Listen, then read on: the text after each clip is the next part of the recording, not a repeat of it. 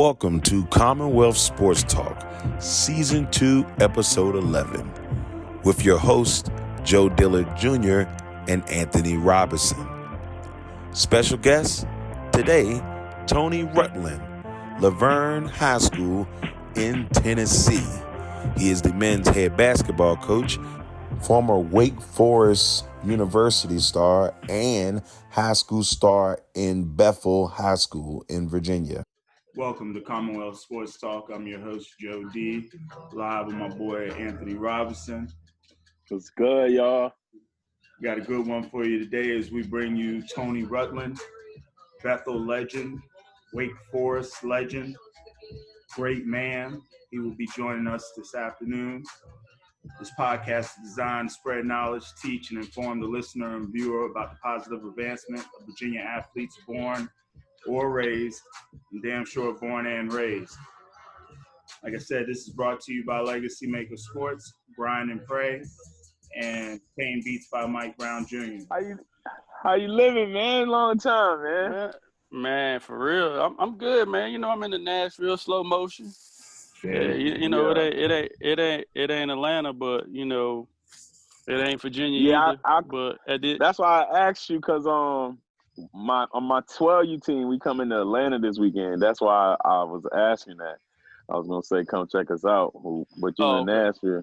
Yeah. Where y'all gonna be at? Cause y'all always go down there every year, right? Yep. We've been the last 3 years. Yep. Yeah. We playing in Lithia Springs. Yeah, we playing. I think that's more like in the east, I believe. Yeah. That ain't too bad. Was it like 6 hour ride, Rob? 8.5, like 9, something like that. Yeah. Mm-hmm. Man, he done it at Augusta all the time, so he do with his eyes closed. That's nothing, man. You know, He do with his eyes closed. Hey, look, this is my annual trip. He do with his eyes closed. You know. Yeah. That's how they do. Yeah, man. They like an engine. You know, that's only like 3 hours. Atlanta only 3 hours away from me though. Oh yeah. So it's not far at all. Okay, so yeah, like Chattanooga about an hour and a half, and that's the halfway point. So if I got to go to Atlanta, I shoot to Atlanta all day. So that's a DC trip. Yeah. You know, so we do, like you said, we do that. By the time we get there, our eyes up, we good. Look, turn and burn, baby. We back. Yeah, hey, for real. Been numerous times I've done that. Come on. Hey, T, man, congratulations on the head coaching job, man. Yeah, appreciate it. So what's that journey? Man, it was crazy because I was assistant coach for a while at Stewart's Creek where I was at, and I happened to get on. It was a female head coach, and she did a real good job with the program. She built the program up, and they actually let her go, and I wanted to take over that position. And I was like, man, I'm the next man up. You know, the kids was like, they really wanted me to be the head coach. But I never got an interview. So I was trying to figure out like why I didn't get an interview and this and that. And, they hired another coach, and he's a good guy. I played against him when he was at Vanderbilt, but other than that, man, it was just one of those things. He asked me to come on and stay with him. And, and I told him, man, I was like, yeah, I'll stay on, but, it's really for the kids. And, I wanted to be in the building and they couldn't do it. Lo and behold, man, like a job opened up right at the last minute. And I talked to the principal and she was like, I don't know if it will happen. I said, well, if it's meant to be, God will make it happen. And before you know it, I got a call next week and, we were interviewing and that was it. But, my thing with these kids is, I've seen the high level. I, coached, EYBL, which to me is one of the highest level of high school AU program or just, grassroots programs. And, I'm trying to catch them up to that type of level, even in Virginia. To me, I feel like this is a football state. and but a lot of talent when it comes to basketball. But it's still slow motion when it comes to me personally when it comes to like the Virginia talent. Right. I think that's a good challenge to take on. Something that is something that'll drive you. So what put you back into the driver's seat with coaching? What does that do for you, man? I know you've had an illustrious career. So how does coaching fulfill you in regards to that? At first, after I left Virginia about being a head coach, I didn't think I wanted to be the head coach at first, but I think it was just not a bad experience. I think it was just one of those experiences where it was on the lower tier. The budget was low. It was like I had to fight for everything as far as, getting everything that I needed. But at the end of the day, when I came here, it just opened my eyes of how things are like how they really ran. So when I came to Tennessee, man, they actually have a basketball period where, when you're in school, like if you identify your players, you can have them in a period where y'all can eat, y'all can do shooting, you can do whatever you want to do. It's just like a class. And that's why I said ball when it comes to like the style of play to me, but they're advanced when it comes to like trying to develop the kids. Yeah, that's what I was gonna ask. What's the difference? Like, I guess preparation, or like, do they have the different, like you said, the facilities, the classes? Like, what's the difference? Coming from Virginia, playing in Virginia, and then now the aspects of high school, the level you on now in Tennessee. Like, what's the difference? You think, like, in that aspect? I think in Tennessee, every school is under one umbrella. You know what I mean? Where in Virginia, you still have the independent high school league, and then you have the public high school league. And here, everybody is under one roof. And so they all follow the same rules. Now, you might not be in the same division, but we all follow the same rules when it comes to certain things. So I think that's a good thing. So you can still play private school and it still help you. It won't be like hurt you when it comes to like district or division runs. It just counts as a game. At the end of the day, it don't go by weighted points. So like here, it go by districts, and it reminds me of when I played. So if you finish in top 2 in the Peninsula District, you automatically go to region. Go on. The first place team. Right. The first place team automatically got a bid in the region. And now the second place, if you played the first place team in the district championship, then you get a bid. So here it goes by the first 4 teams go to regionals. Wow. And then after regionals, then you play state. So, it gives you some incentives. You get the kids, if you can sneak in and get that 4th spot, man, I mean, anything can go. You're still playing. Hey, Tony, run that back to me real quick, man. They don't know how hard it was, man. 2 teams out of each division. Man, it's like 8 to 10 teams in each division back in the Peninsula, the Bay, the Tidewater, and you're talking about 2. Man, you're talking basketball too. I know football, it was 4. Now that you get 8, you playing 1 and 9. You're just letting people in. Man, let me tell you something, man. You can lose 5 games and still be a state champion in Virginia. I was like, who does that? I was like, it's one and done. If you lose, you're going home. I mean, I'm like, you lose 1 game in district in football, well, pack it up at the end of the year. That was it.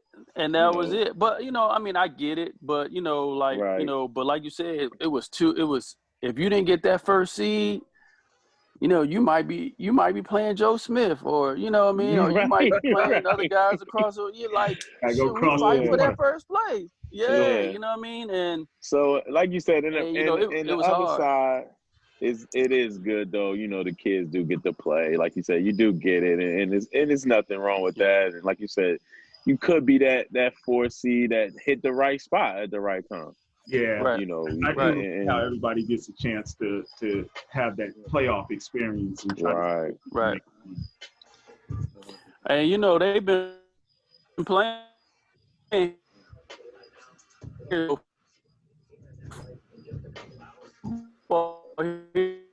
breaking up on us. I think you know, they, you know what I mean? And it's crazy how, you know, it contact racing, but, you know, they sit out for 14 days, but, you know, they playing, you know what I mean? They straight got a schedule and they playing, and, you know, they're going to go to regionals and they going to states and everything. So football here is still live and it's still going.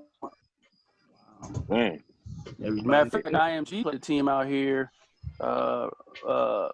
recently. So, you know, they got some real good talent.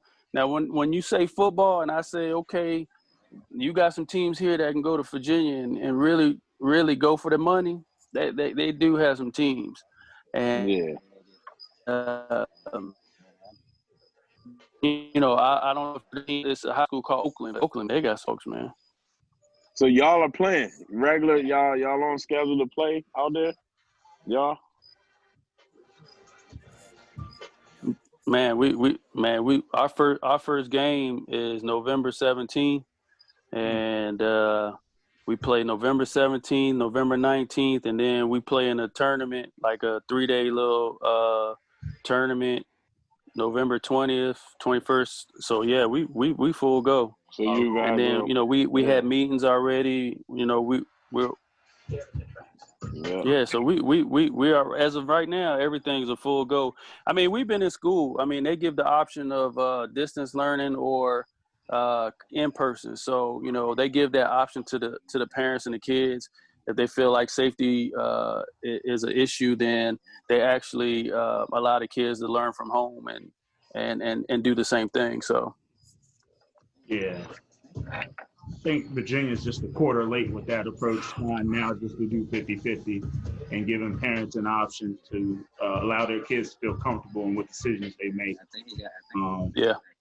It's just, you know, these times and days, I guess. So Crazy. it man. is, and you hate for like the seniors who work hard and they're on that cusp line of maybe getting a scholarship and stuff like that. But man, I mean, you just hope that they get that opportunity.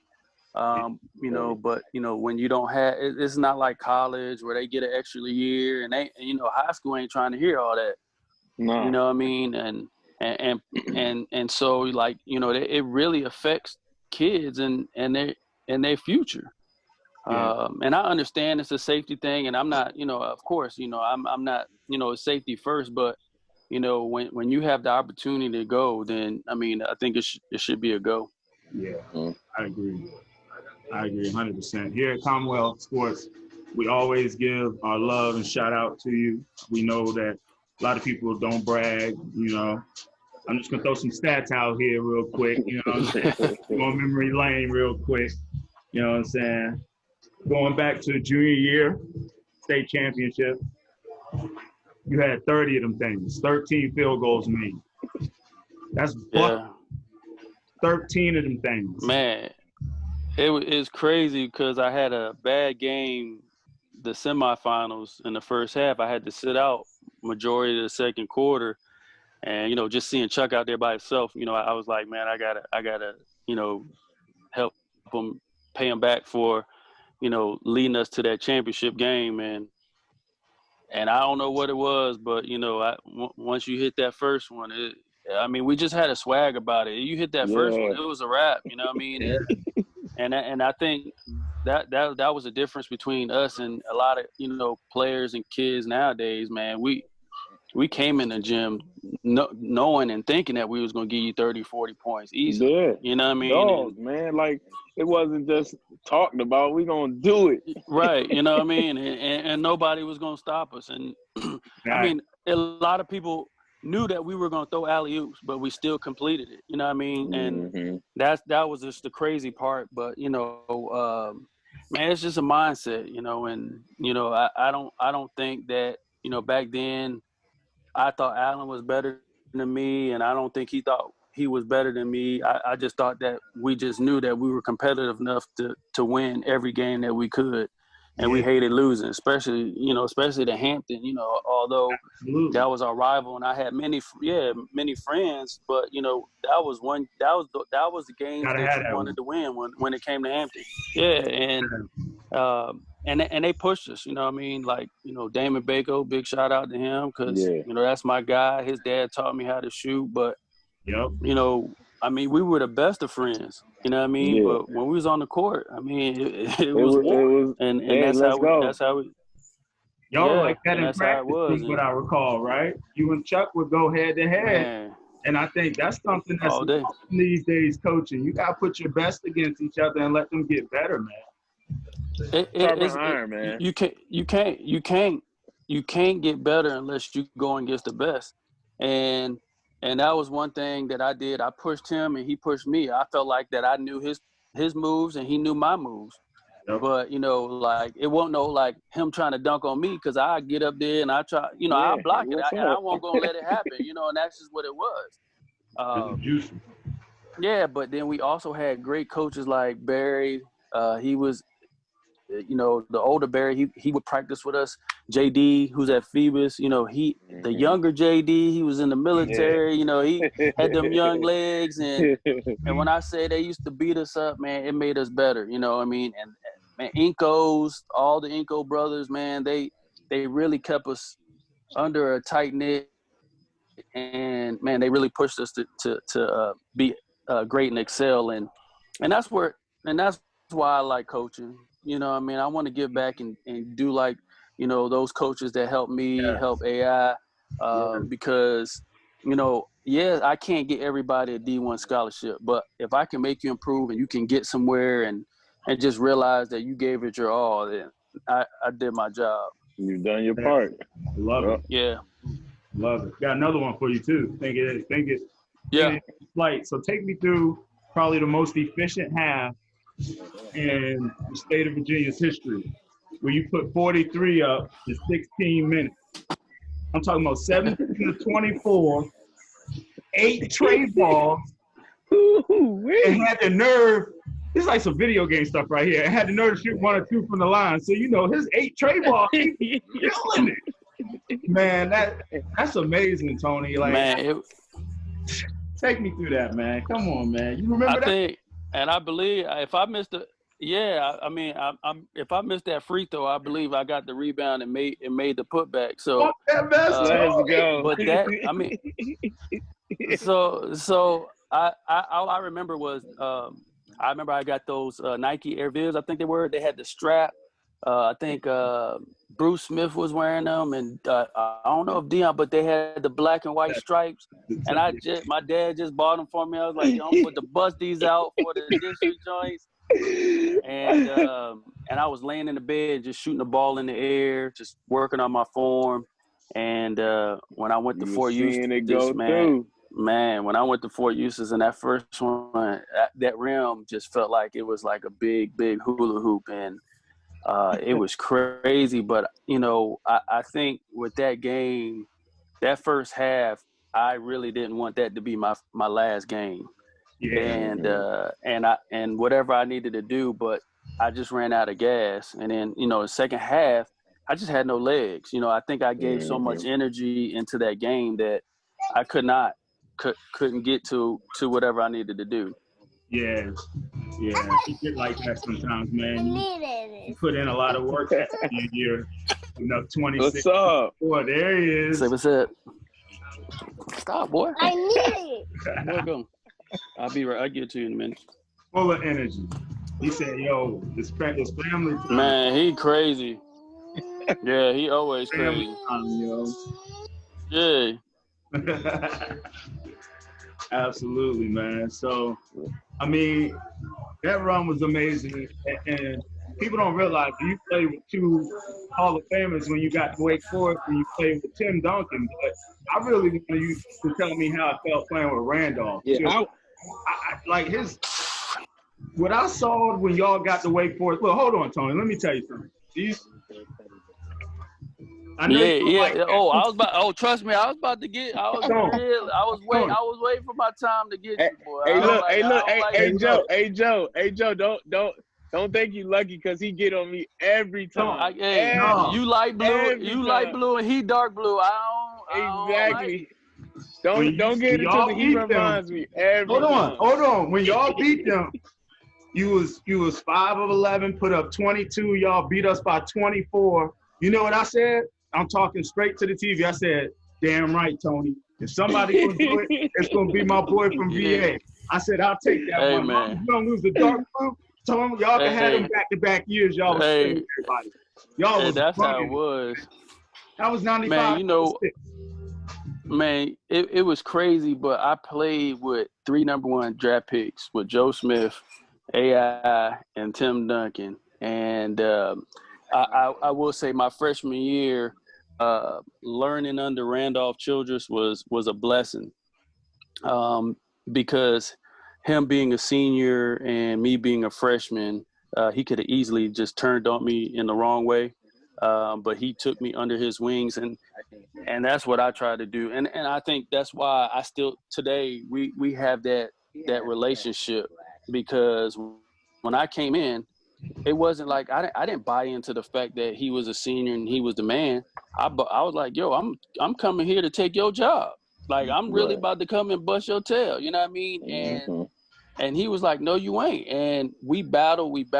And I think from that day, man, he was like, it was the respect factor. And man, I played the point and he played the 2, and, you know, he knew my talent, and I just learned, you know. And my sophomore year, that's when coach was like, look, my freshman year, he was like, I got Randolph and I got Tim. I don't need you to score, but if you score, you know, that's a bonus. But right now I got 2 of the best, you know what I mean? And my sophomore year, he finally was like, all right, it's your turn, you know what I mean? But we still got Tim, but we'll turn it up a little bit, you know. And Right.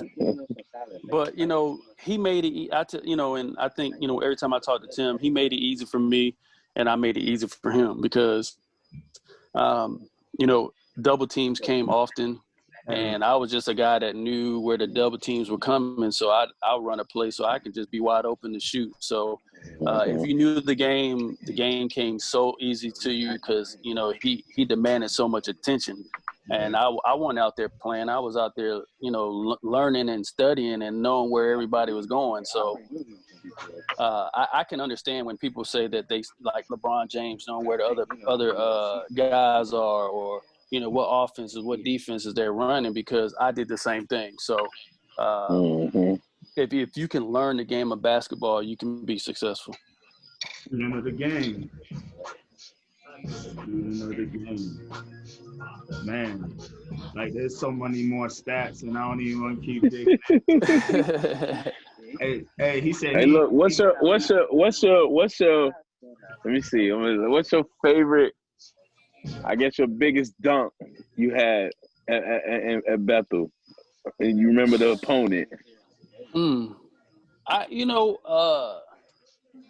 your favorite one. My favorite one, probably. I think I would have to go back to, I think it was either my sophomore or junior year, and we was playing at Lafayette High, and we was on a fast break. Chuck had the ball, and, you know, I called glass, and he threw it. He asked me, and I had to turn, and when I turned and caught it, I just kept turning, so it actually turned into almost like an off the backboard 360 in a way. And I didn't mean to do it. It just happened, and that's what, you know, we did. We were so athletic that if I throw it up to him, you know, he'll catch it. And man, that one got me. Kids lucky one on social media back then, man. Man, like that. Cell phones, can you imagine that? Crazy. Like I say that dunk, the IC Norcom dunk at Tristan. Didn't you dunk the state title game on a putback? Yeah, I got one there. Off the tip. Yep. And then I got a drop step in Icy Norcom at Churchland, and then I would say that one to John Marshall off the backboard, and when we started to make our run against Woodbridge in the second half, Chuck gave me a pass and I drop step and got an and one. So I would say those are who's all on that rim, baby? Who's on that rim? The memorable ones I got because, hey man, I was on the rim for real. On that rim, let's go. I mean, a lot of people don't like they were always just thought I was a shooter, but you know, if I get passionate and I get a lane, I'm gonna take off, and that's what I mean. That's what me and Chuck. I know for a fact, me and Chuck in the summertime, that's what we always try to do. We always try to get dunk highlights in summer leagues all day because that's just what we like to do. Gotta get a body, man. Yeah, man. Man, for real. That's what it is. As a matter of fact, I think that was the biggest thing that we used to compete about was who's gonna get the most dunk-ons or follow-ups, because he didn't like the fact like sometimes he'd be at the free throw line, he'll miss a free throw, and I got a putback dunk when he was at the free throw line. Like, you know how the NBA guys be running in the lane and they'll catch it and dunk it. Yeah. Off a free throw line, like free throw. Like Sean we Kemp couldn't run in. I was at the top. Yeah, but I was at the top, and when they thought it was a one-on-one, but it was just and one, so he missed it, and I just went up and I dunked it, and he kept looking at me like, man, like, I hate when you do that. You know what I mean? So, you know, I just give a little smile and stuff, but maybe that's why he got in the league that time. I would say his rookie year. I would. Yeah. Hey, I got another behind the scenes question. Okay, why are you and Chuck the only two with chains on in the picture? Yo, it's crazy because I need that answer. All right, so basically what it is you know, Chuck, both chains was his. And so I was like, yo, I can't take no. If you're going to take one with chains, I got to have one with. He's like, well, just take one. And then you got one, I got one. I was like, all right, bet. And it was them big herringbones. It was like, you know, if you move wrong, it was cutting your skin. You have red lines around, you know what I mean? So it was super, super thick. But, you know, that was it back then. You know what I mean? Okay, it was the herringbones, man. And he was like, yo, if I got one, you can wear this one, and that was it. So we both. And I'm like, bro. I was looking at the picture. I said, yo, they the only two with the chain. How did that happen, come on, man? Hey, look, and then if you know any coach be like, yo, y'all take y'all chains off, but it was just us. Hey, Him different, man. You can't say that. That's what it was. It's AI and Tony Rutland. Do y'all need another chain? Y'all need another chain? Yeah, that's dope, man. Nah, man, that's like classic. That's epic, man. That's epic, man. I said I gotta ask him that one of these days, man. No, that was good. That was a good one, man. I ran through everything. I don't even want to throw out all the other stats I got. I'm not going. You the man. Give me one last one here. So, Odom, man, I just work. Odom said to you one time he had to challenge you during a stretch, and he didn't realize that challenging you really brought more out of you. Do you remember that, or can you take me through that one? Because you gave him results immediately. Yeah, I mean, I know. I just remember like it started from when he came and saw me in the East-West All-Star game. And we're in an all-star game, you know, and I'm just, you know, out here just showboating. I'm doing 360s. I'm off the backboard. I'm dunking, all that, you know, and it's a fun game, all-star game. Mm-hmm. Right. And the first thing he said to me was like, man, you'll never play if you don't play defense. I'm like, coach, it's an all-star game. You know what I mean? Like, I'm just out here trying to have fun. And from that point, and from that point on, man, he really challenged me to be good. I already had he instilled a lot of the basketball knowledge that I have as far as scouting, breaking down film. He was real big on that, and I take that and I try to give that to the kids now, because film doesn't lie. My dad always used to have me sit down and watch film and all that stuff, and he always used to have me see what I did wrong. Okay, well, what would you do different, and what can you do different? And when you see it, then you can go out there and do it. You know what I mean? Close that door. And so, and that's where I was at. So, when I get back to the kids, I want them to see, hey, film doesn't lie, and you can do anything. You know what I mean? I can't wait to get him on the court. I already know. Man, he be running around. Hey, He look, be ready to check keep in. that same energy, because it's going to be real. For real. It's coming. Hey, stop, boy. It feels great, don't it? Yeah, man. It does. And I haven't really pushed it on him yet, but he watches me coach. And when he watched me coach, you don't realize that he picks it up. And so when he's walking around the house, that's what he's doing. And so it puts a smile. Stop.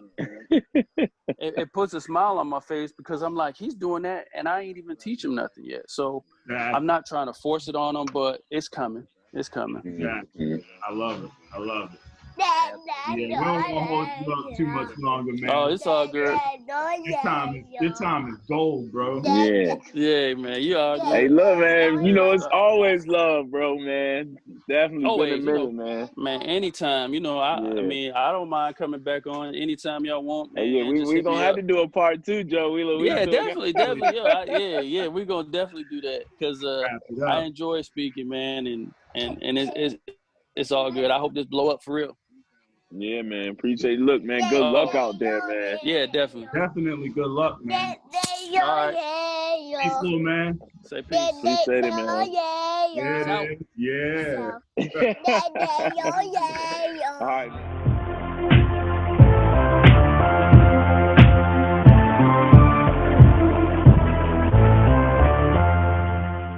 That's classic. This is the overtime real quick, because we gotta talk about that one real quick. Like, hey, listen, that question about the chains, like, it's, if you've seen that picture, right? Everybody's seen that picture, and and it's only 2 people with chains on: Tony Rutland and Allen Iverson. And I wanted that behind the scenes. Like, how did you? How did that come about, man? You know how that worked with the best players on the team. Yo, what you rocking? Oh, you rocking the flashy socks? I gotta rock the flashy socks. Oh. But it makes sense why they had it on, but I didn't know the in depth that was both. Those was Chuck's chains. That's that's the detail.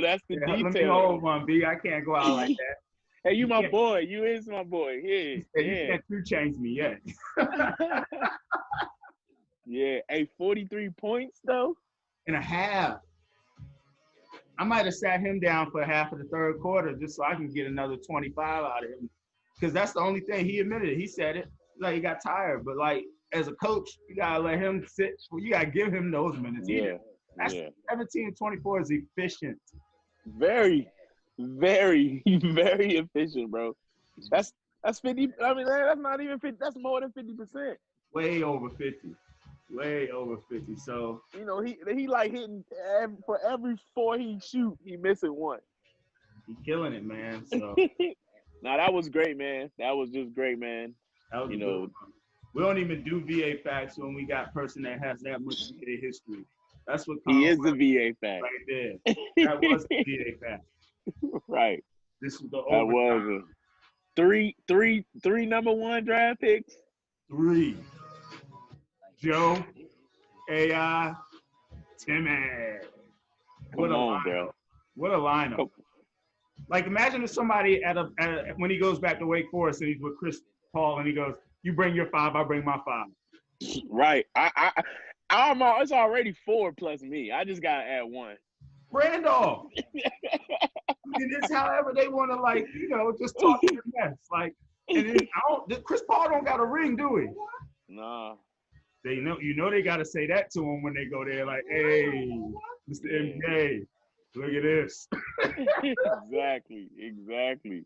Nah, man, that was definitely a good one, man. I think that might have been a .com, right? Definitely started October, off on a good one. That was a great one. That's how you do it, man. That's how you do it. And we're here. Legacy, baby. Legacy maker. This is how we've been doing it. Grind and pray. We out here. A-Rob, JD, LT, you know you out there, bro. My guy, LT, hold down the 804, baby. There it is. Commonwealth Sports Talk, bringing it to you live. See you next week. Peace. Oh, yeah, guess what? Terry Kirby will be on next week, by the way. Ooh, got heat for you. We got heat. Coming soon. Commonwealth Sports Talk. Let's Stay tuned, go. Rob.